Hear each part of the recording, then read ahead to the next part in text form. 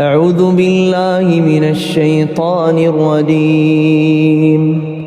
بسم الله الرحمن الرحيم. تبارك الذي بيده الملك وهو على كل شيء قدير.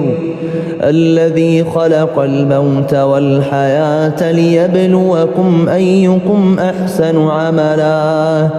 وهو العزيز الغفور. الذي خلق 7 سماوات طباقا ما ترى في خلق الرحمن من تفاوت فارجع البصر هل ترى من فطور ثم ارجع البصر كروتين ينقلب إليك البصر خاسئا وهو حسير. ولقد زينا السماء الدنيا بمصابيح وجعلناها رجوما للشياطين وأعتدنا لهم عذاب السعير. وللذين كفروا بربهم عذاب جهنم وبئس المصير. إذا ألقوا فيها سمعوا لها شهيقا وهي تفور تكاد تميز من الغيظ كلما ألقي فيها فوج سألهم خزنتها ألم يأتكم نذير قالوا بلى قد جاءنا نذير فكذبنا وقلنا ما نزل الله من شيء إن أنتم إلا في ضلال كبير. وقالوا لو كنا نسمع أو نعقل ما كنا في أصحاب السعير. فاعترفوا بذنبهم فسحقا لأصحاب السعير. إن الذين يخشون ربهم بالغيب لهم مغفرة وأجر كبير. إن الذين يخشون ربهم بالغيب لهم مغفرة وأجر كبير. وأسروا قولكم أو اجهروا به إنه عليم بذات الصدور. ألا يعلم من خلق وهو اللطيف الخبير. هو الذي جعل لكم الأرض ذلولا فامشوا في مناكبها وكلوا من رزقه وإليه النشور. أأمنتم من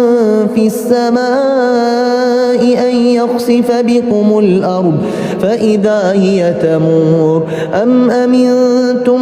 من في السماء أن يرسل عليكم حاصبا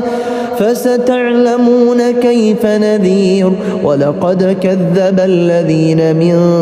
قبلهم فكيف كان نكير. أولم يروا إلى الطير فوقهم صافات ويقبضن ما يمسكهن إلا الرحمن إنه بكل شيء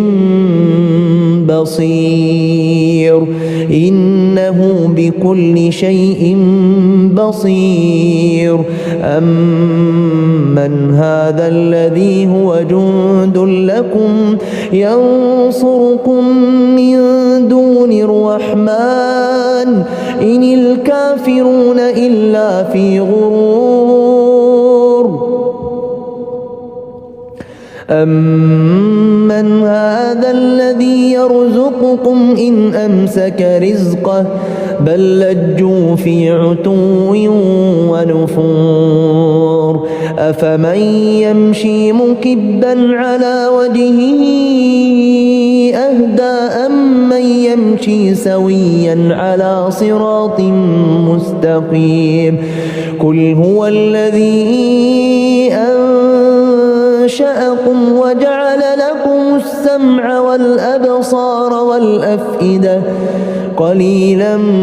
ما تشكرون قل هو الذي ذرأكم في الأرض وإليه تحشرون ويقولون متى هذا الوعد إن كنتم صادقين قل إنما العلم عند الله وإنما أنا نذير مبين فلما رأوه زلفة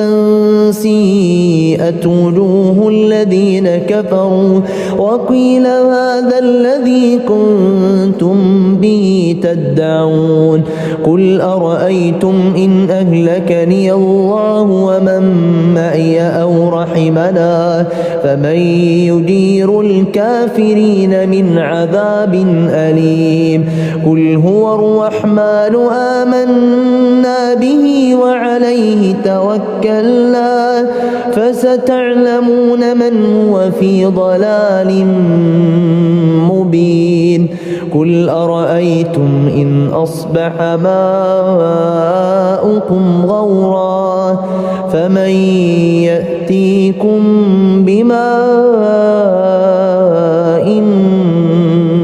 معين بسم الله الرحمن الرحيم اقتربت الساعة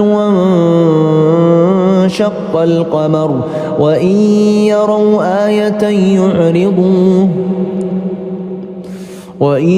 يروا آية يعرضوا ويقولوا سحر مستمر وكذبوا واتبعوا أهواءهم وكل أمر مستقر ولقد جاءهم من الأنباء ما فيه مزدجر حكمة بالغة فما تغني النذر فتول عنهم يوم يدعو الداعي إلى شيء نكر خش عن أبصارهم يخرجون من الأجداث كأنهم جراد منتشر مهطعين إلى الداعي يقول الكافرون هذا يوم عسر كذبت قبلهم قوم نوح فكذبوا عبدنا وقالوا مجنون وازدجر فدعا ربه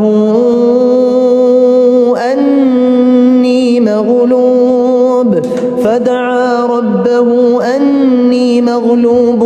فانتصر ففتحنا أبواب السماء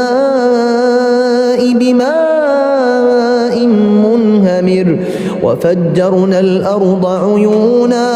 وفجرنا الأرض عيونا فالتقى الماء على أمر قد قدر وحملناه على ذات ألواح ودسر تجري بأعيننا جزاء لمن كان كفر ولقد تركناها آية فهل من مدكر فكيف كان عذابي ونذر ولقد يسرنا القرآن للذكر فهل من مدكر كذبت عاد فكيف كان عذابي ونذر إنا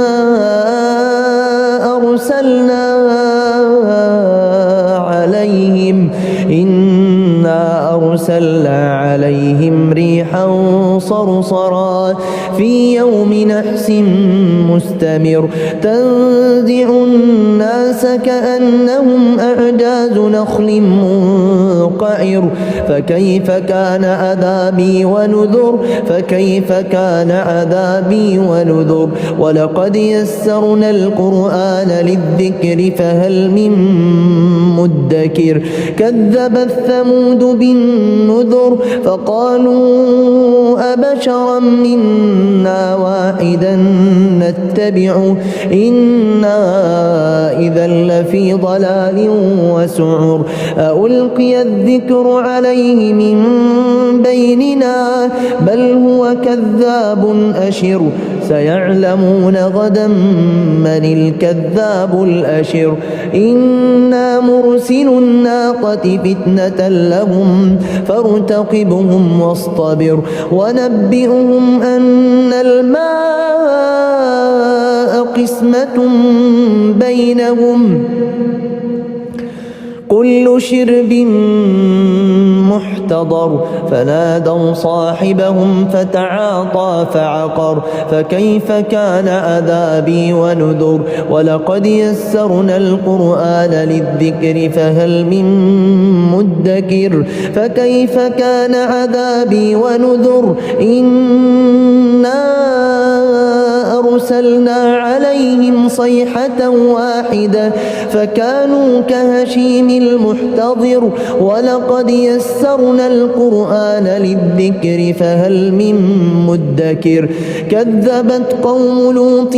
بالنذر كذبت قوم لوط بالنذر إنا أرسلنا عليهم حاصبا إلا آل لوط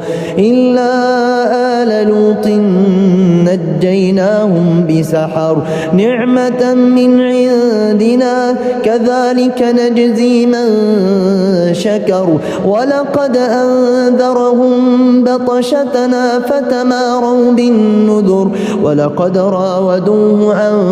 ضيفه فطمسنا أعينهم فذوقوا عذابي ونذر ولقد يسرنا القرآن للذكر فهل من مدكر ولقد جاء آل فرعون النذر كذبوا بآياتنا كلها فأخذناهم أخذ عزيز مقتدر أكفاركم خير من أولئكم أم لكم براءة في الزبر أم يقولون نحن جميع منتصر سيهزم الجمع ويولون الدبر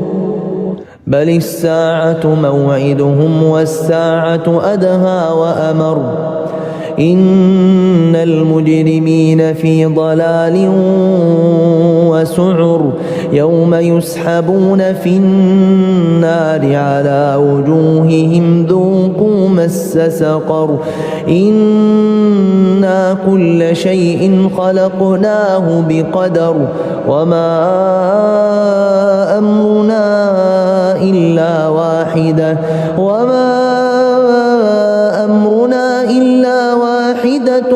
كلمح بالبصر ولقد أهلكنا أشياعكم فهل من مدكر وكل شيء فعلوه في الزبر وكل صغير وكبير مستطر إن المتقين في جنات ونهر في مقعد صدق عند مليك مقتدر بسم الله الرحمن الرحيم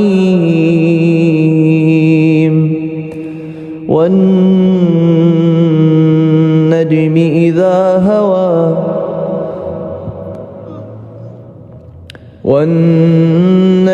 إذا هوى ما ضل صاحبكم وما غوى وما ينطق عن الهوى إن هو إلا وحي يوحى علمه شديد القوى ذو مرة فاستوى وهو بالأفق الأعلى ثم دنا فتدلى فكان قاب قوسين أو أدنى فأوحى إلى عبده ما أوحى ما كذب الفؤاد ما رأى أفتمارونه على ما يرى ولقد رآه نزلة أخرى عند سدرة المنتهى عندها جنة المأوى إذ يغشى السدرة ما يغشى ما زاغ البصر وما طغى لقد رأى من آيات ربه الكبرى أفرأيتم اللات والعزى ومناة الثالثة الأخرى ألكم الذكر وله الأنثى تلك إذا قسمة ضيزى إن هي إلا أسماء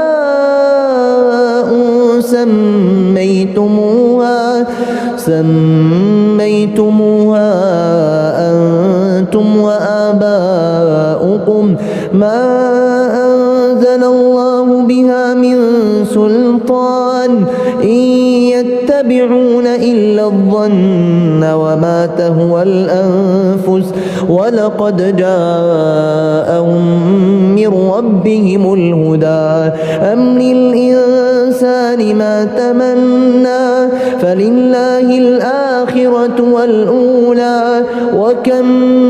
من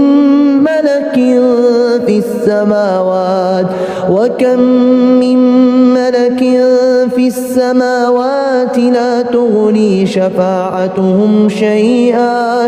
إلا من بعد أن يأذن الله لمن يشاء ويرضى إن الذين لا يؤمنون بالآخرة ليسمون الملائكة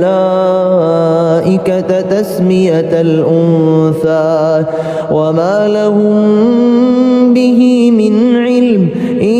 يتبعون إلا الظن وإن الظن لا يغني من الحق شيئا فأعرض عمن تولى عن ذكرنا ولم يرد إلا الحياة الدنيا ذلك مبلغهم من العلم إن ربك هو أعلم بمن ضل عن سبيله وهو أعلم بمن اهتدى ولله ما في السماوات وما في الأرض ليجزي الذين أساءوا بما عملوا ويجزي الذين أحسنوا بالحسنى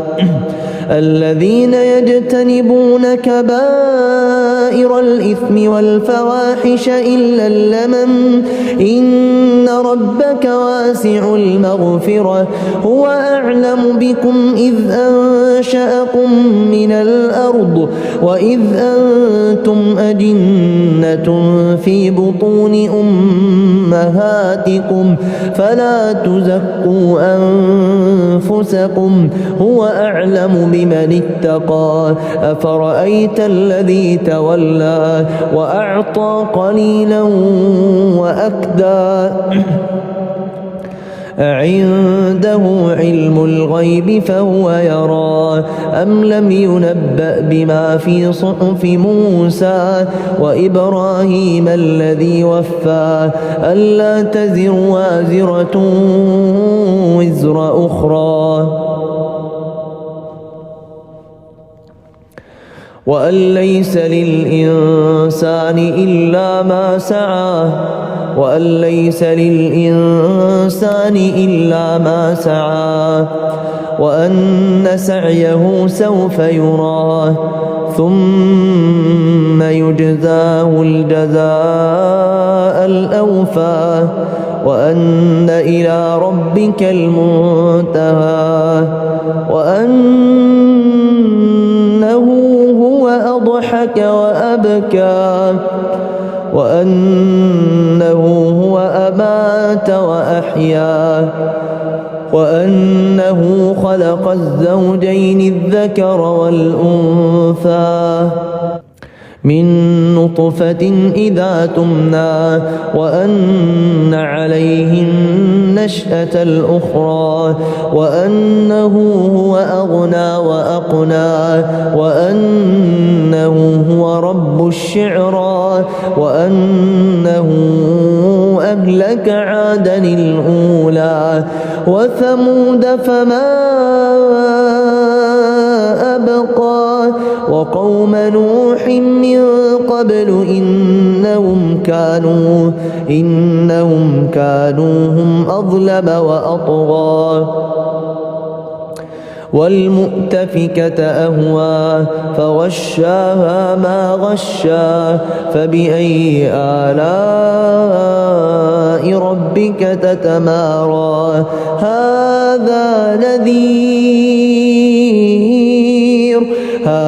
نذير من النذر الأولى أزفت الآزفة ليس لها من دون الله كاشفة أفمن هذا الحديث تعجبون وتضحكون ولا تبكون وأنتم سامدون فاسجدوا لله واعبدوا بسم الله الرحمن الرحيم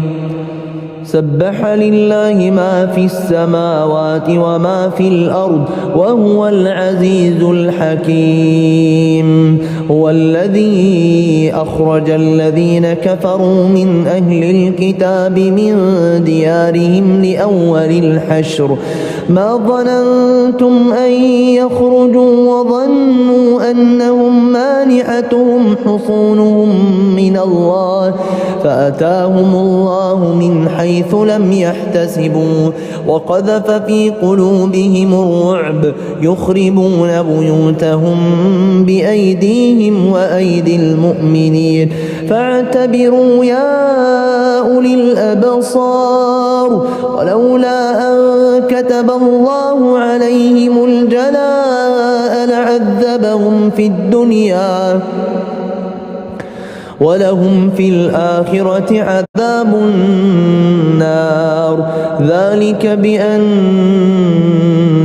شاقوا الله ورسوله ومن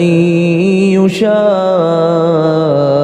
الله فإن الله شديد العقاب ما قطعتم من لينة أو تركتموها قائمة على أصولها فبإذن الله وليخزي الفاسقين وما أفاء الله على رسوله منهم فما أوجفتم عليه من خيل ولا ركاب ولكن الله يسلط رسله على من يشاء والله على كل شيء قدير ما أفاء الله على رسوله من أهل القرى فلله وللرسول ولذي القربى واليتامى والمساكين وابن السبيل كي لا يكون دولة بين الأغنياء منكم وما آتاكم الرسول فخذوه وما نهاكم عنه فانتهوا واتقوا الله إن الله شديد العقاب العقاب للفقراء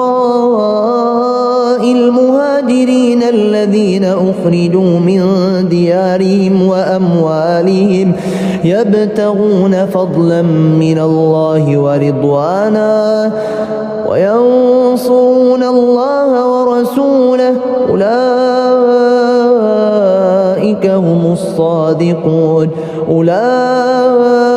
هم الصادقون والذين تبوأوا الدار والإيمان من قبلهم يحبون من هاجر إليهم ولا يجدون في صدورهم حاجة مما أوتوا ويؤثرون على أنفسهم ولو كان بهم خصاصة ومن يوق شح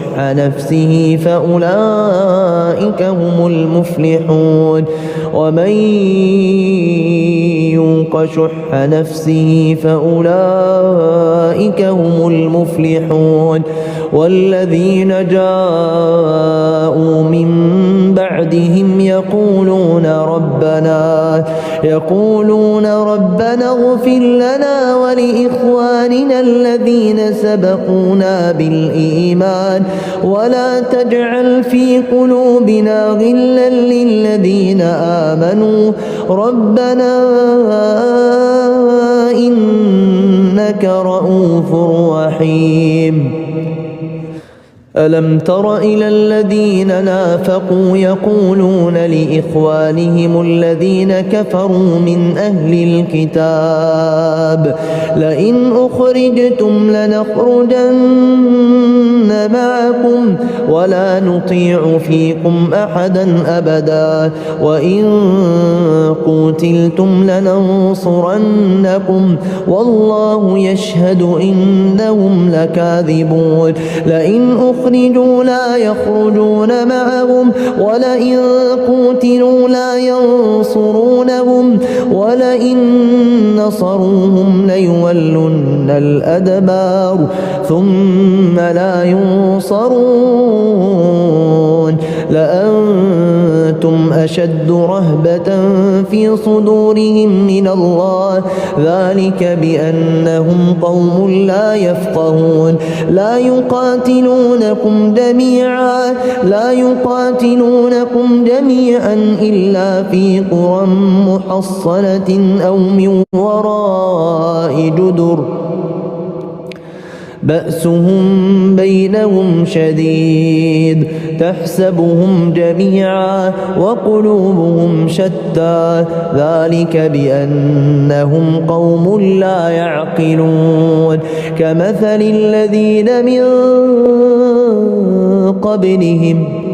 كمثل الذين من قبلهم قريبا ذاقوا وبال أمرهم ولهم عذاب أليم كمثل الشيطان إذ قال للإنسان اكفر فلما كفر قال إني بريء منك إني أخاف الله رب العالمين فكان عاقبتهما أنهما في النار خالدين فيها وذلك جزاء الظالمين يا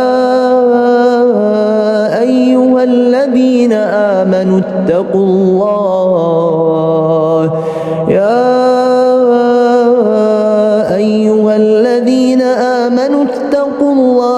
ولتنظر نفس ما قدمت لغد واتقوا الله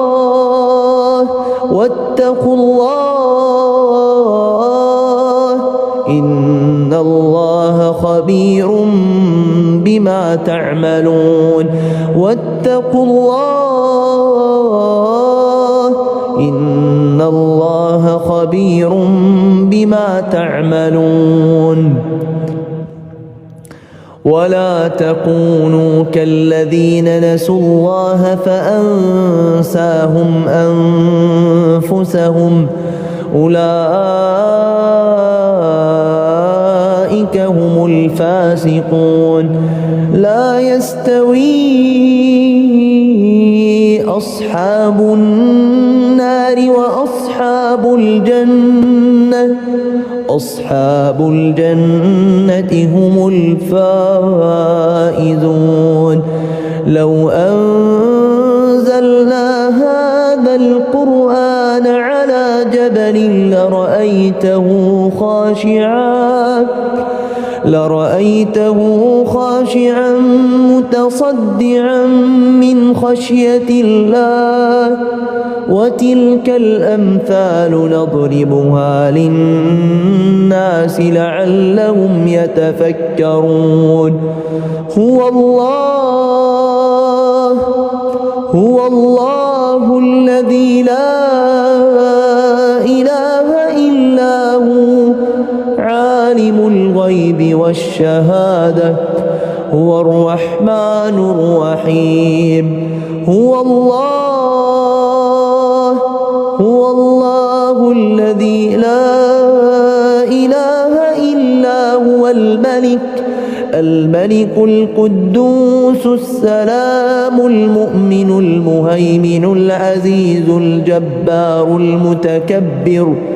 سبحان الله عما يشركون هو الله الخالق البارئ المصور له الأسماء الحسنى